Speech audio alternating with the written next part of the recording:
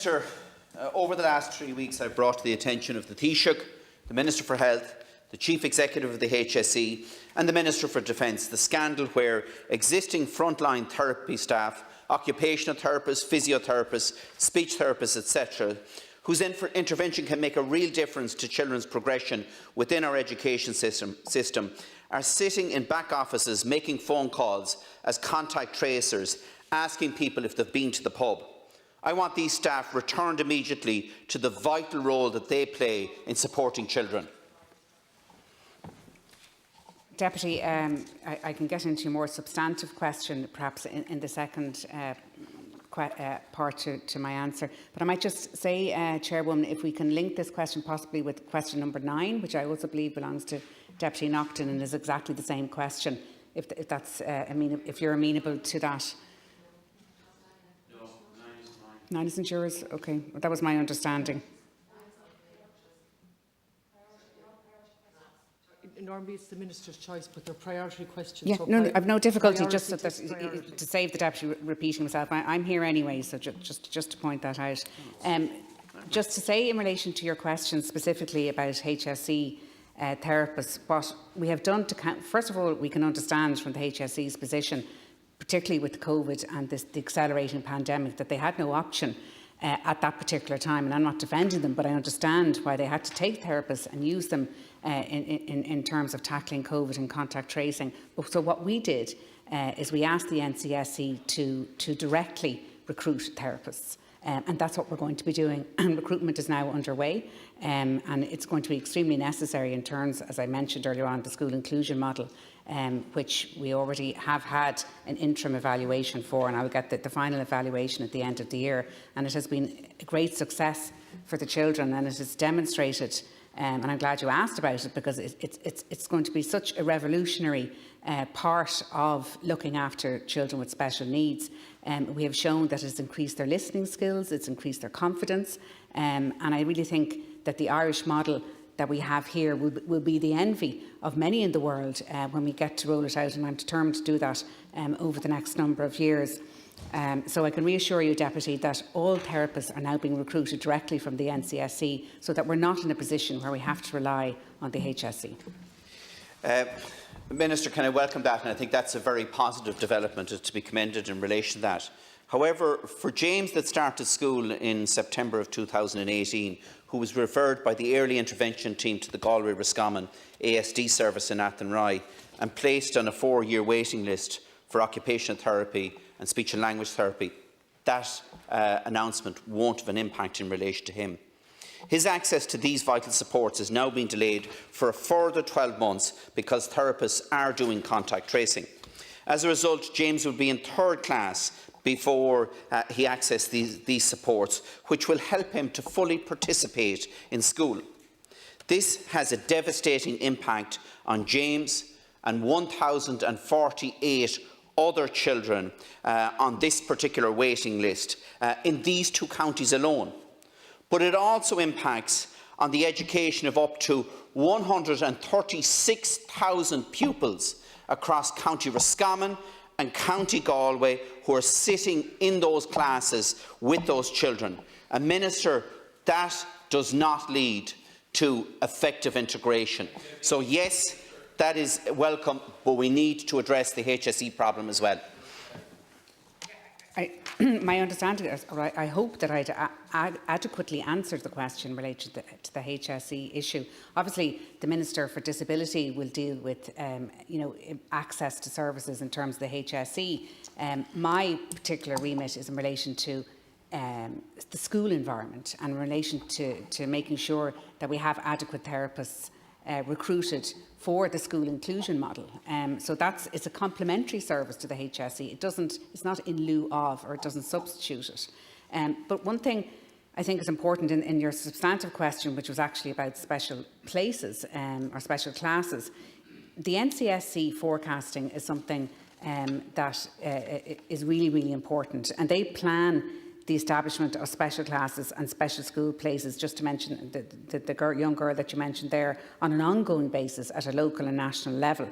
And they have developed closer links with this department regarding longer-term forecasting, and is developing a 5-year plan which incorporates population demographics information from the department to the planning section. And just to finish, Ciancora, if you don't mind, these forecasts are shared with the Planning and Building Unit in order to include planning for special class accommodation in all major projects. And the Planning and Building Unit has also recently confirmed, at my instigation, that accommodation for special classes will be introduced and included in all new school bills. It's very important that people are aware of that, Ciancora.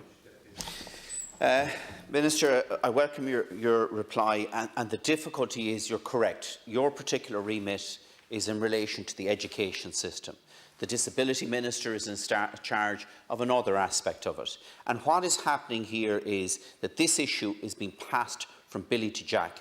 We took Defence Force personnel away from contact tracing, and we left speech and language therapists doing contact tracing over the last 7 months. And take, for example, Liam, who turned 5 last month and had his first block of speech therapy sanctioned in March.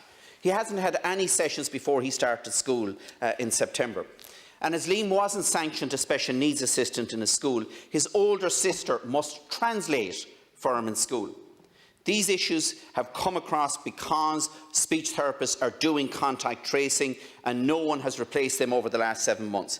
Minister, will you intervene and ensure that the frontline therapists who could help Liam are doing the job that they're trained for, and ensure that his older sister Ava can actually be a normal child in first class and not be an SNA for her brother? Clearly, many of the issues that you're raising are under the remit of the Minister for Health, probably with the Minister for Disability as well. And I accept what you're saying. We cannot have delays that are in any way adversely going to affect a child obtaining services, speech and language services. And that's a very separate matter, as I said, to the school setting. So I don't think it's a case of passing from Billy to Jack. They're very separate environments and separate places. And as I said, the therapy that will be in the school setting is not in lieu of any services that should be provided by the HSE to a child. Just in terms of the investment yesterday in the budget, I know obviously there's going to be a significant amount. There's 4 billion going into health, which is unprecedented and should help alleviate some of those issues. And just in the special education budget alone, there's a 50% increase since 2011. It's gone from 1.2 billion to 2 billion.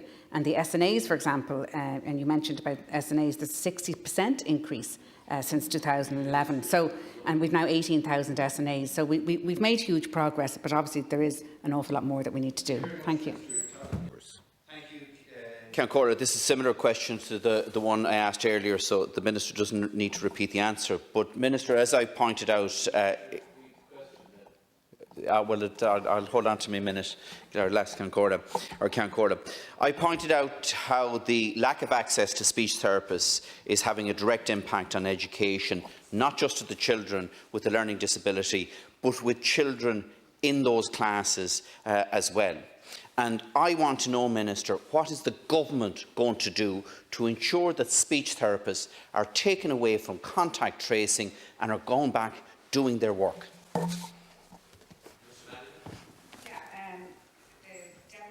Has had 2 questions today, neither of which are in relation to the question that he's put down. Nevertheless, and it's slightly outside my remit in terms of speech and language therapy that is undertaken by the HSE or provided by the HSE.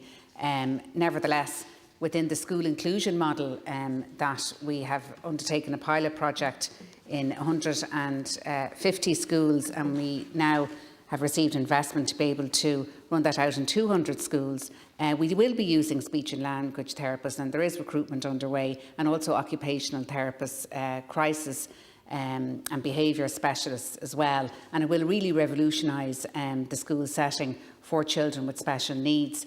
In relation to the recruitment of those therapists, because we had obviously, because of the COVID pandemic which had happened, a lot of those therapists were taken away from the HSE. I reassured the Deputy earlier on From my perspective, within a school environment, the NCSE, the National Council for Special Education, is allowed to recruit these therapists directly without having to rely on the HSE therapists who are, I understand, being taken up with contact tracing. Obviously, this is something I can bring up with the Minister for Disability and the Minister for Health. I am not privy to the minutiae of whether or not those therapists are still being retained in contact tracing within the HSE, or whether the majority of them have now returned. But I can understand why they were used in the first instance. But obviously, we don't want it to be at the detriment of children with special needs who need to provide these services. But certainly within the school setting, which is my remit, Deputy, I can reassure you that the school inclusion model, of which we received now money for over 80 therapists in the budget yesterday, and we'll be expanding it to other community health organisation areas on top of the first community health organisation area, and we hope next year to cover another 3, and then perhaps 3 the following year, which would be 9 in total. And that's something that it's an ambition, because it's really groundbreaking for children with special needs in the school environment, but it's something that I'm determined to do. Thank you, Minister. And look, I understand your remit, Minister, but I've taken this issue up with the Taoiseach, the Minister for Health, the Chief Executive of the HSE, the Minister for Defence, and now with yourself. So that's 5 people in authority across this area. It's a very simple request that I'm asking, is that we would ask Defence Force personnel or retired Defence Force personnel to actually do the contact tracing, pick up the phone, ring people and find out what their movements were over the last number of days, and allow therapists to go back and provide frontline services to children, school-going children. The service may not be provided in the school, but these are school-going children, and it has an impact on every single pupil in this class. So can I ask you, Minister, with your colleagues and the coordination that takes place across government in relation to the disability sector, I'm asking you, I'm pleading with you, will you give a commitment to ask that this action be taken, and this action be taken immediately? Deputy, I can certainly give you a commitment that I will bring your concerns to the attention of the Minister for Disability and the Minister for Health. And I just want to be very clear about the school inclusion model in terms of the therapists within a school environment, that they are there not in lieu of a service that should be provided by the HSE. They're a complementary service which should enhance the child. And as I mentioned earlier to the Deputy, in terms of the evaluation, the interim evaluation that we've got back from the pilot demonstration project, we can see that it's had a really beneficial effect on children in terms of their listening skills and in terms of improving them and in terms of their confidence. And just to go back to your substantive question, which you asked about school places as well, and the absence of those in certain pockets around the country, just to let it's actually no, it's about the increasing numbers of special needs pupils at a primary level, and also COVID-19. And just to mention that briefly, is that obviously we had substantial supports given in relation to COVID-19. And in relation to Dublin, the second notice of Section 37A under the Education Act 1998, those notices are going out today to 26 different schools to ensure that they provide special class places, because it's something obviously that I want to completely eradicate.